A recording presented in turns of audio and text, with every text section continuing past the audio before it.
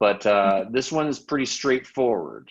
Pretty straightforward. And just while I'm waiting for Shay to pick up here, Autumn, like the shoulders would have worked for me, the broken shoulder, because I don't know how to describe what I'm feeling. It's sore.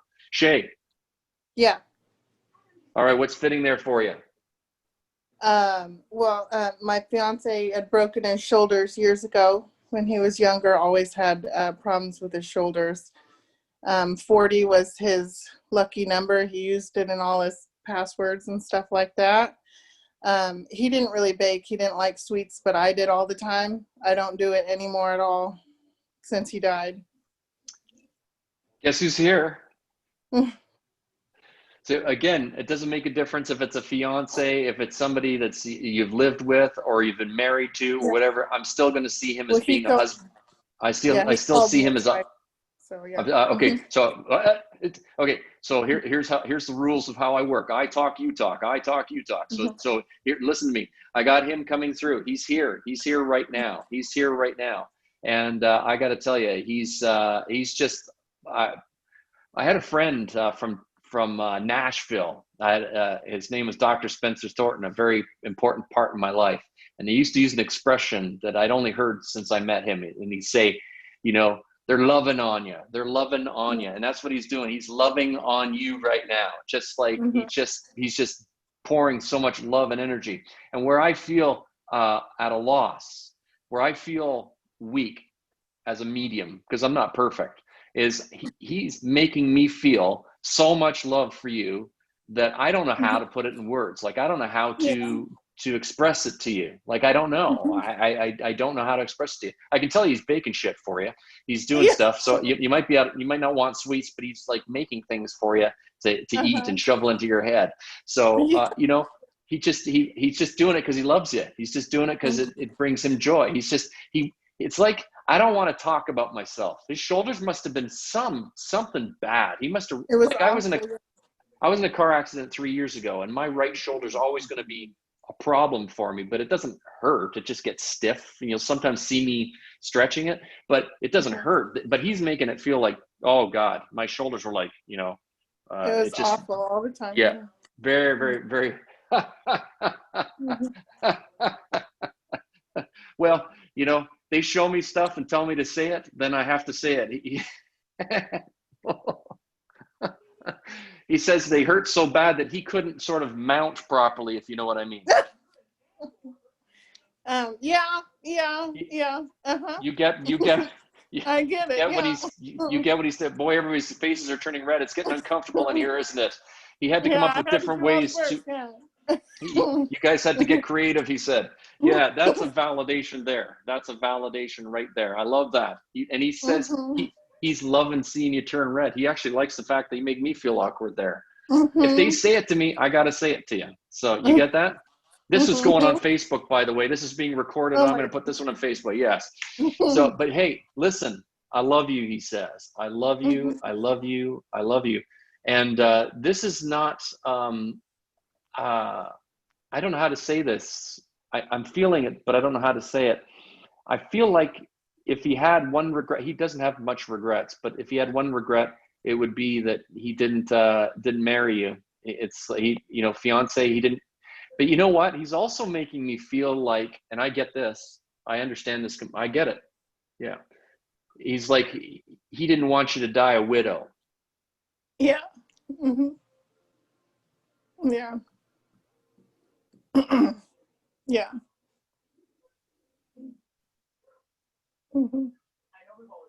Yeah. He tried to get me to do it. It's about 2 weeks before he passed. He wasn't feeling well. And he tried to get me to go to the courthouse. And I said, oh, my family would kill me. He's like, I don't care. Let's do it. We almost did it. I wish we had. But yeah. Don't hang on to that. Please. I won't. Don't. Just to me, that's a demonstration of pure love. That's a demonstration of selflessness to me. Yeah. And I really see that as being just an absolutely beautiful thing. He says he's standing right behind you. And as I've been getting in trouble for saying this because it makes me laugh when they do this because I can't get, I'm a visual person. So he's standing behind you and he's got his hands on your shoulder like Joe Biden, you know, creepy Joe. We're doing the They're hot. sniffing. Yeah. Now listen, I see the poopy faces. I see the poopy faces. I don't care if you like Biden or not. Okay. I don't care. I'm not being He political. didn't, so it doesn't, yeah. Listen, He didn't, definitely. whether you like Joe or not, everybody, stop giving me the stink eye. The guy's creepy. You got to give him that one. Doing the whole yeah. So listen, that's what he's doing with you right now. He's right behind you. He's right behind you, and he's laughing at that. He just wants to see you smile. He says you got to smile more. You got to smile more. I don't much anymore. Yeah. But you got to, because he's not dead. He's alive. He's really expecting you to do that. He expects you to do that. He's not being bossy. It's like, no, you've still got a long life ahead of you. Go, run with it. Run with it. Yeah. You get that? There's something that's dinging in my ear, dinging. It's like we have out right outside my door here, which is I can't show you even if I could turn it around because it's dark out now. But we have hummingbird feeders and we have chimes. And this is like a single chime. Like we got, that usually have more.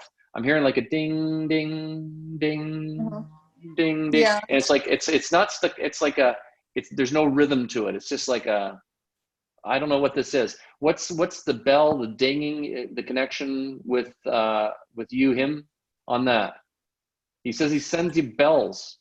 Well, I actually hear ringing in my ear a lot, and it sounds like that. And then it happens randomly. The microwave does that in the kitchen, and oddly enough, it happens when the door of the microwave is open, which he hated when I do that. I do it all the time. He'd always hate that, and it's happened a couple times where it, how it, dings once when it's done. It does that when it's open and nothing's going in it. It does that all the time. Well, guess who's sending you signs? Yeah. That's a sign. The bells are the signs for you, the dings, and it is like chimes. That's what I'm hearing. And I haven't. This is a mounted computer, like a desktop, so I can't. But I wish I could get you to hear it because I have one chime that my friend Richard Webster sent me as a gift. It's actually bent spoons and forks and stuff, and it's kind of weird looking. But when they chime, it's a very high ding. Right. That's what I'm hearing. That's his way of connecting with you. And you're not going crazy. It really is. That's him. Yeah, I do. I hear it sometimes and I see it's open and I go and close it and I'm like, okay, yeah, I did it again. This is awesome. Yeah. This is great. This is a pure validation. I mean, can you feel him behind you right now, touching your shoulders? I do.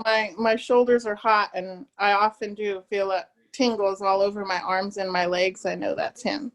I got to say something to you because this is way out of left field, and I love it when they do this, but it's absolutely way out of left field. Do you have like stupid amounts of socks?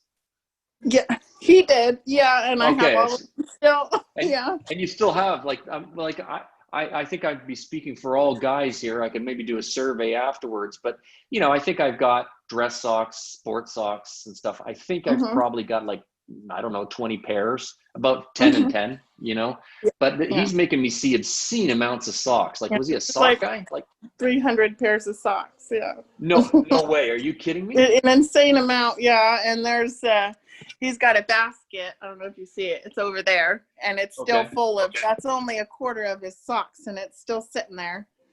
And it's full of about 150 seriously, pairs of socks. Yeah. How could I have known that? If you were talking to him, he would say it. Yeah. And I have all of his socks and I do. And I go and I touch him and I hold him sometimes. He wants you, and he's saying this to you. He wants you to let those go when you're ready. And I don't like to influence people in any way, shape, or form. But I've always have been, and I always will be a big believer in helping out the homeless. And so a homeless shelter could probably put all of those socks to great use. Yeah. And I believe it or not, just I don't like to talk about this, but it's my guides are saying to me, talk. So I will. I've become known for my dress shirts on stage. My wife always gets me those that crazy guy that charges like $175 for a shirt. But they're really nice. So so when I'm done using them for a tour, I usually get 4 shirts a year. Then the next year I'll wear them. And right now I've gotten COVID fat. We donate those to the homeless, and I'm hoping one day I'm driving downtown in Phoenix and I'm going to see some guy wearing $160 shirt outside Big and McDonald's. You know, that'll make me feel so good to know that this guy's the neatest dressed homeless guy around. So you can help bless people with that stuff and feel good about it. And I would urge you to consider that. I will. Shay, he loves you. He loves you, and love never dies. You were truly a soulmate to him, and I need you to know that he wants you. He wants you to move on. Move down the road. Don't be afraid of that. Don't be afraid. There's nothing wrong with that. You'll never replace him, but you can find another, and that's what they want for us. Yeah. Easier said than done, but one day. Everything I say is easier said than done. Everything. There's not a word that comes out of my mouth that's not easier said than done. You know, and I'm a hypocrite because they're talking to me too, right? And it's hard. It's hard. You know, but that's just what they expect of us. Isn't it? Isn't it? I just mentioned a few moments ago about my friend Dr. Spencer Thornton. It's coming up on the anniversary of his passing this month. And I was hurting the other day because he was a very close friend of mine and mentor. He's the one that got me to do that for the rest of you. He's the one that got me doing predictions years ago. He's the one I used to do predictions every week. I predicted the Japanese earthquake, tsunami, and the plane crash that killed the Polish president, all that stuff. He's my biggest fan and supporter, and I was really missing him. And I had tears in my eyes, and I could hear him saying, "Shake it off, move forward, shake it off, move forward." You know, it's time. I was 90, Blair. Come on, move on. You know, how much longer do you want me to live? That's the way it is. It is. Take that, Shay. Thank you. How has that healed you tonight? It's good. I feel him often. I feel him often, and it's just good to get that validation and those little tiny things that other people wouldn't know, you know. And I just had a shiver go through the back of right up my spine just now. There was just well, me too, actually. That's weird. Did you see me jump just now? Like I felt like I got like an ice cube went down my shirt there. It was like, That's awesome. That's beautiful. Thank you for being here. Thank you for allowing the healing to take place. And I know your message and without question has healed other people as well. Thank you.